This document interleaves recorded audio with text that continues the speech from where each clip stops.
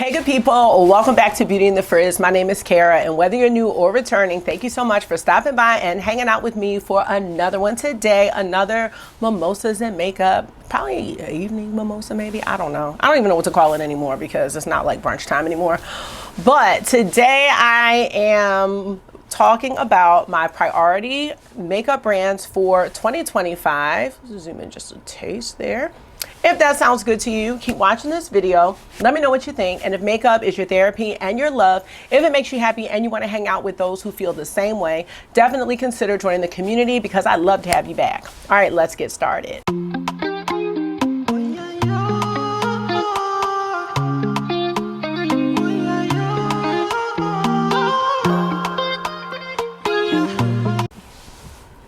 So how are you? I'm just dandy. I'm actually at my mom's house and the lighting is not optimal, but we're not doing makeup in this video. It's just going to be a chit-chatty video. So let me know how you're doing in the comment section or the chat, whichever you prefer. The Ravens are playing tonight, so it is Saturday night. They are playing the Steelers, and I did some purple eyeshadow. I am feeling a win coming on.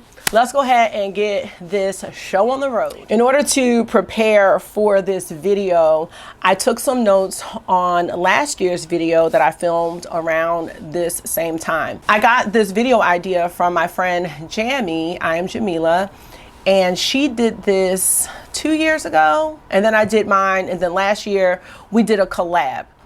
This year we did not collab, but Jamie, I am calling you out. I want to know what your priority makeup brands are for 2025, if you have any at all. And when I thought about the concept of a priority brand, a lot has changed for me, and I was really surprised at all the brands that I had on my VIP list. So typically we're thinking about your makeup collection as a club and whether or not the brand is going to be VIP. Is it general admission? Are they not getting in at all? That's kind of how I am categorizing these brands. But I think this year's video is going to be a little bit different, just given the evolution that I've been going through when it comes to purchasing makeup. I definitely want to hear your thoughts on this video, the brands that I choose, and please share your priority brands if you have any in the comment section. So I'm pulling out my notes here, and doing this has really revealed to me which brands that I truly, truly love. So I think you'll think this is interesting. So let's start with what I would consider a VIP. I am going to talk about the placement of all the brands that I had on my list last year. Some of them might not even be making the list at all. So priority brand, my number one, I think y'all probably know this already, is going to be Natasha Denona. I think Natasha Denona is my favorite brand. I am in love with Natasha Denona's eyeshadows. I love her formula. I love that she takes chances and risks with her color stories. And I remember saying the same thing last year. I know that this year her eyeshadow palettes really didn't tickle everyone's fancy. And I don't know, they weren't as risky, I would say, as some of her palettes in the past. However, when I thought about the eyeshadow palettes that I tried last year, Natasha Denona really snuck in there with one of my favorites, which was the I Need a Nude palette. I really did not care for that palette at first. And the crazy thing is that every single time I wore that palette, I got a compliment. And I'm like, what am I missing here?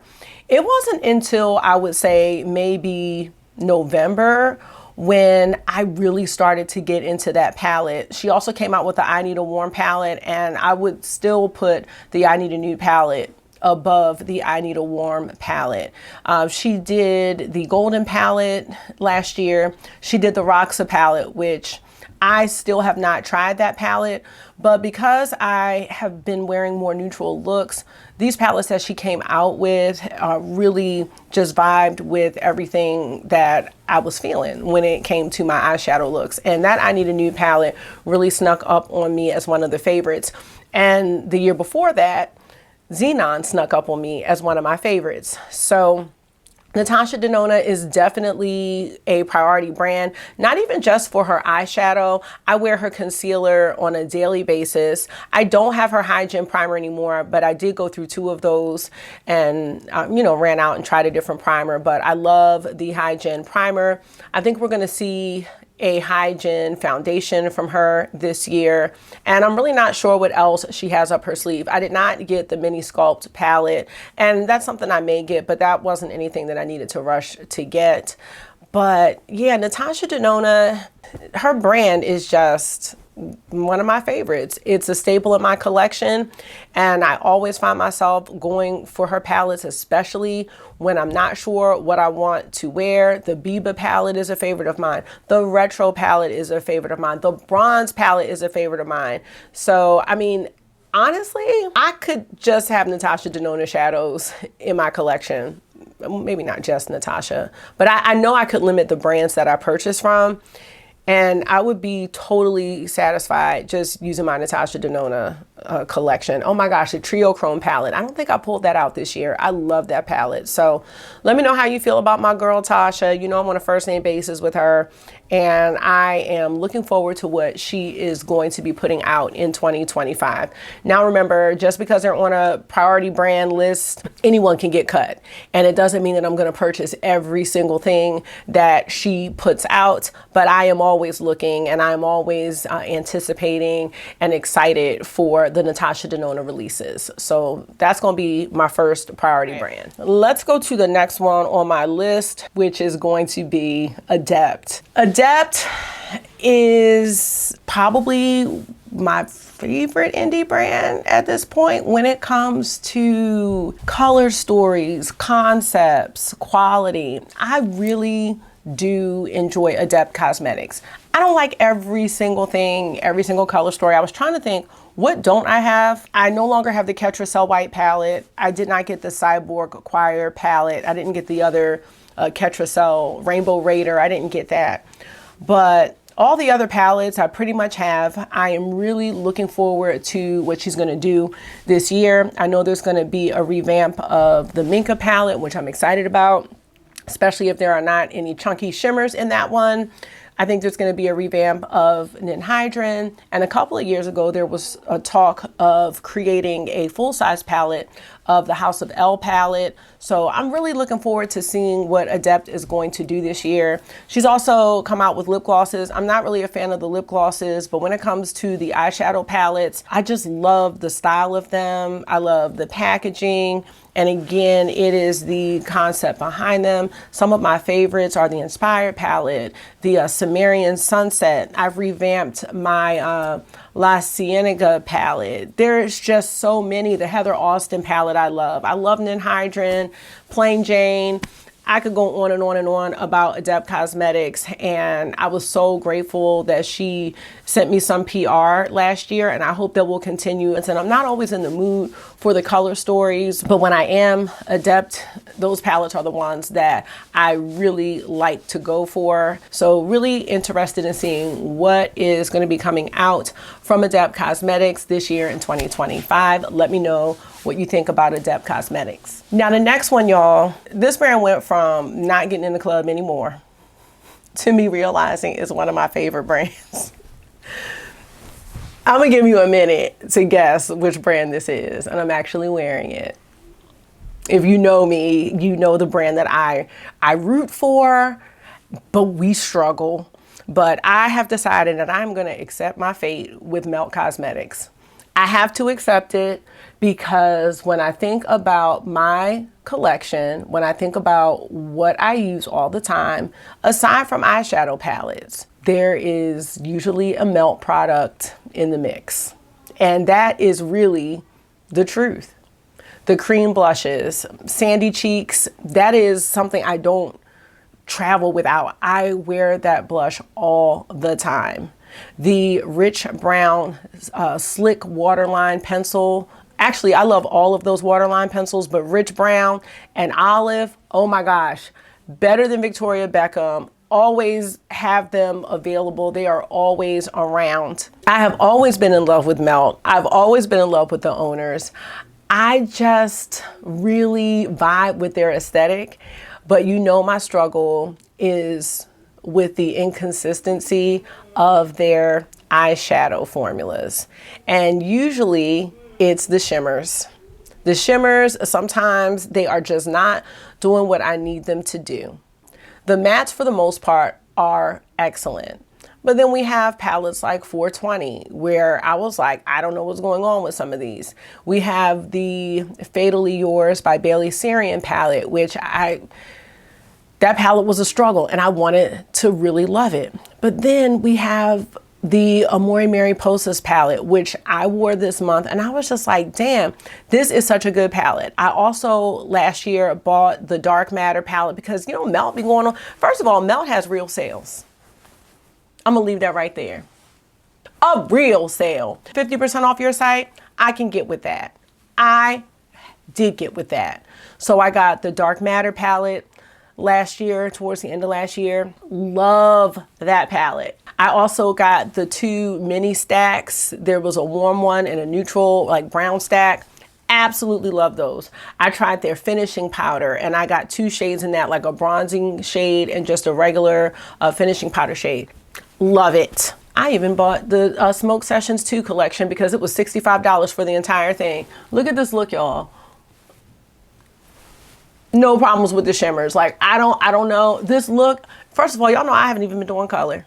So for me to go ahead and do this, I was feeling it. Like, those purples in that palette are just electric purples. And I didn't have anything like that, I don't think.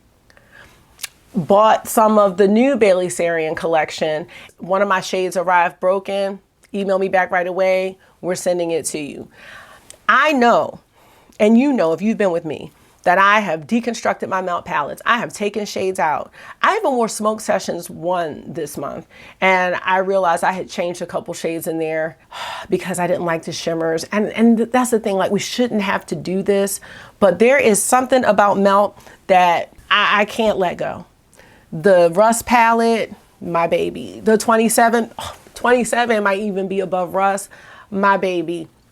Now, I did check out my Gemini 2 palette, and I did have some of that wax. I think it's wax. I don't think it's mold. I just took some tape to it. I mean, I wasn't happy about that, but that's the only palette that did that. I know. Mary Jane, honey. Don't even talk to me about Mary Jane. Melt has some really good products, and let me tell you something else Melt has that people sleep on. Those gel liners. Wore some of those this month already, and I'm like, these things don't crease, they set down, the matte ones are great. I wore one of the shimmer ones from the Millennial Pinks palette, which that palette wasn't great. The shimmers weren't great, so I changed that palette up too. But that's not even the point. The point is that there is something about Melt that keeps me coming back. And it is worth the struggle. So am I looking to see what Melt is gonna do this year? Yes.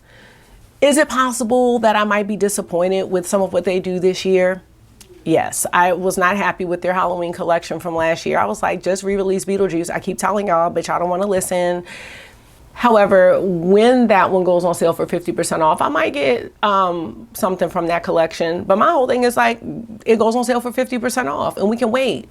I did talk about the lipsticks last year and I was like, they're dry. But I think those were the ones from the Amore Mariposas collection, actually. Because I tried some of my other ones and I was like, no, they're not dry. But maybe the Amore Mariposas ones were. I don't know if they had glitter in them or something. There was something about those that I just didn't frost my cookies the way I wanted them to. Overall though, I love Melt.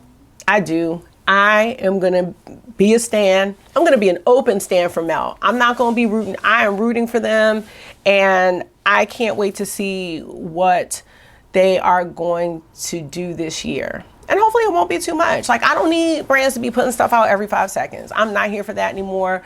I'm not going to be doing all of that. So let me know how you feel about Melt. I know a lot of y'all can't with Melt, and you know, I'm with you on it, but I can't get away from them. And when I looked at my Melt collection, I was just like, this is a priority brand. Like, what? Stop playing games with yourself and lying. Okay. This last one, this is another one I had to come to terms with and accept. And I know y'all know a lot of things before I know them myself. But this next brand that I am curious about this year don't. Because I know, you know, when I say don't, you know what's coming.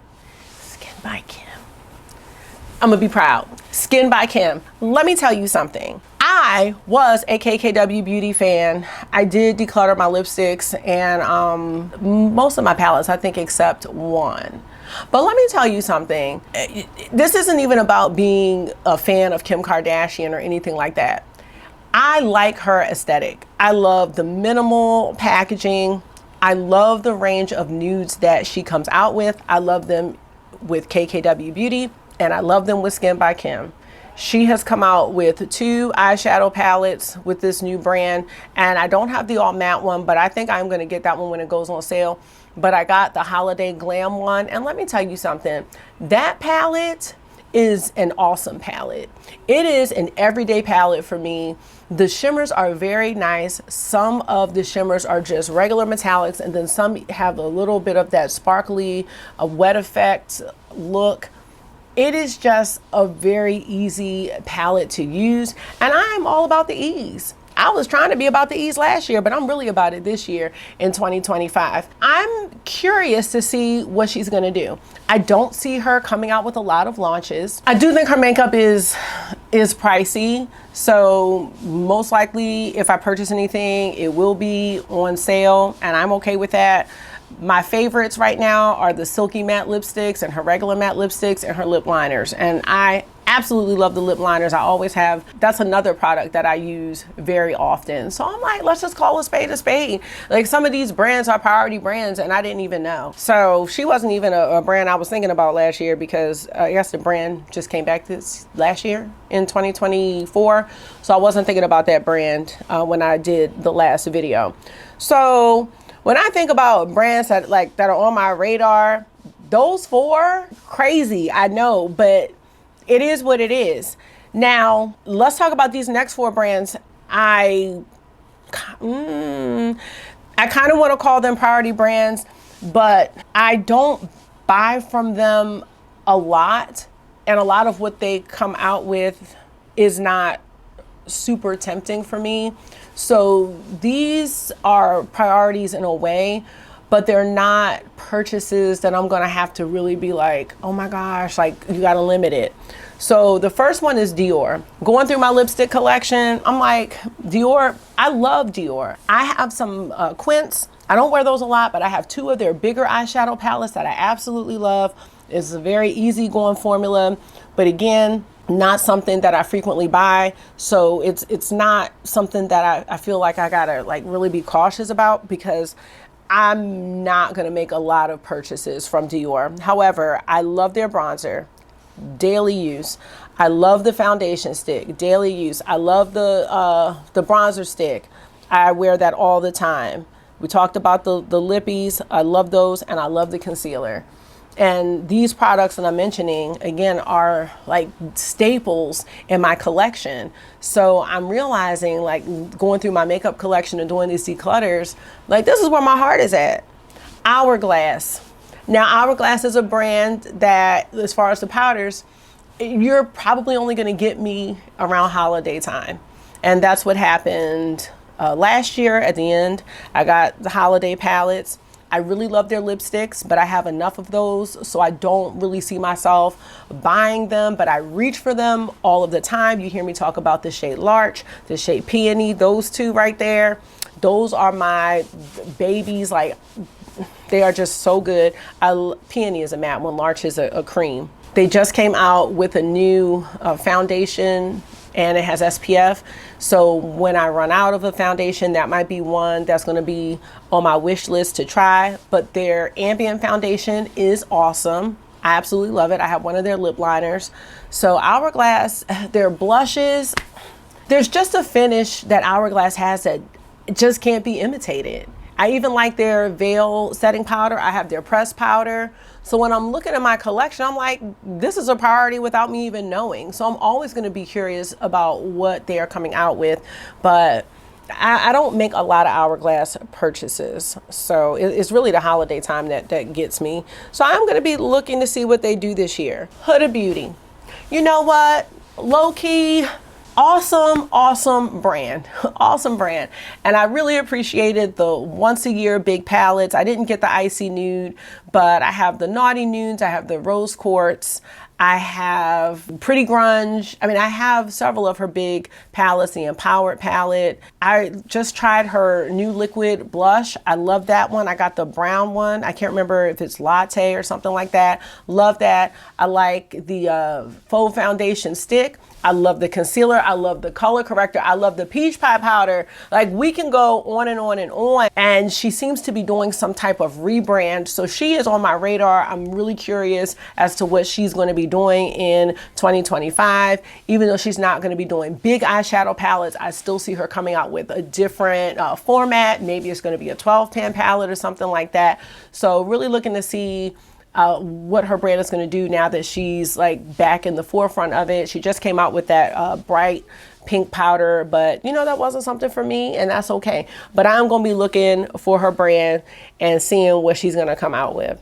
So I would say, in a way, those are kind of the VIPs. But Natasha Denona Melt, Adept, and Skin by Kim, absolutely. I don't even know what to tell y'all about that.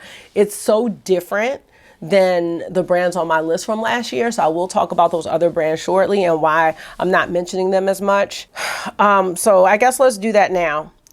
I'm not going to create a general admission or everything else. It can be general admission that we're about to talk about, but those are the main brands right there. I'd like to mention Chanel, but Chanel is definitely not a priority brand. I may make one Chanel purchase during the year, maybe two, and usually I like to treat myself to a blush. So that's not really something I need to mention too much in this video. Oh, I did have that on here. Okay. All right. Well, we'll come back to that maybe. So last year for VIP, I had Natasha Denona, I had Adept, and that's it from what I talked about, which is crazy. So Unearthly Cosmetics, I still love Unearthly. I just haven't been wearing their palettes as much. If I do, I will go for like the Sorcerer's Smoke palette. I did get like Gargoyle. I got the, what was the High Temp? I didn't really like that color story. I didn't use that palette. She came up with a lot last year, but I'm still loving my collections from the other years. The Devour collection I talked about in the last video, the Dreamer collection, like I still love those. The Fall Magic palette, the OG Fall Magic palette, the Bunnies palette. I just feel like my Unearthly collection may have reached like my satisfaction right now. So when I see some of what she's coming out with, it's just not gonna add anything to my collection in a way. So it's not that I don't love the brand, but when it comes to the new releases, I don't know. Like, I just have so many really great releases from that brand. I don't know if the new ones are really adding anything to what I already own. So that's why I don't have them in the VIP. Nomad Cosmetics. I get Nomad in PR, so it's not something that I have to consider purchasing. And I did just receive the new palette. I forgot how to pronounce the word. Chamonix Après. It is beautiful. It is a gorgeous palette, and I feel like Nomad continues to outdo themselves with their color stories and their destination inspirations and all of that. Maybe because I get it in PR, it's not something that I'm really anticipating or looking out for. I mean, I do enjoy looking at the guessing game and trying to figure it out, but I never know what it is. So they are general admission. Blends was also on the high priority list, VIP list. Blends just came out with too much last year for me. And there were so many collabs and a lot of things blurred together. I was just like, this is a lot. I did get All Done Up. I think I got Sugar and Grunge last year because I got some palettes late, but I'm not sure. I saw the plastic palette that they're coming out with. I was just like, I don't know. I think some of the appeal that I had, or the appeal of Blend Bunnies, was the organized layout that I really liked, all the blending shades, but they were just coming out with so much last year, and I think it moved me away a little bit, and that's why they're not in the priority VIP list. And the quality is great, and all the makeup is great. So I'm not gonna sit up here and say that any of this makeup is bad. This is just personal preference. I think Blend Bunnies is an amazing brand and has a very, very high quality when it comes to their products, not just eyeshadows. I love their brushes. I love their lip oils. So I'm not going to go on and on, but their general admission.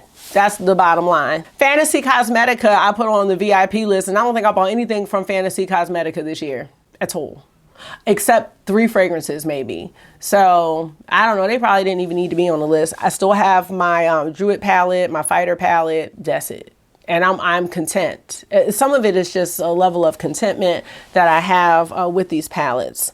Cosmic brushes, I think the only thing I bought from them was the Undergrowth palette, and I thought about selling it because I have not touched it yet. So I'm still trying to figure that out. But what made me move them up was just their prices. And I really loved that Wonderland palette they came out with. Asked me, did I use it this year? Nope.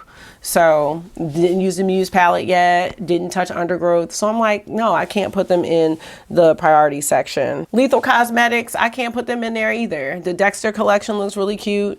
But last year I bought the Mellow Grove palette, didn't touch it. And I think that's all I purchased from Lethal. I think what I use most from Lethal are the 3 palettes that I created because I created them. So general admission for them too.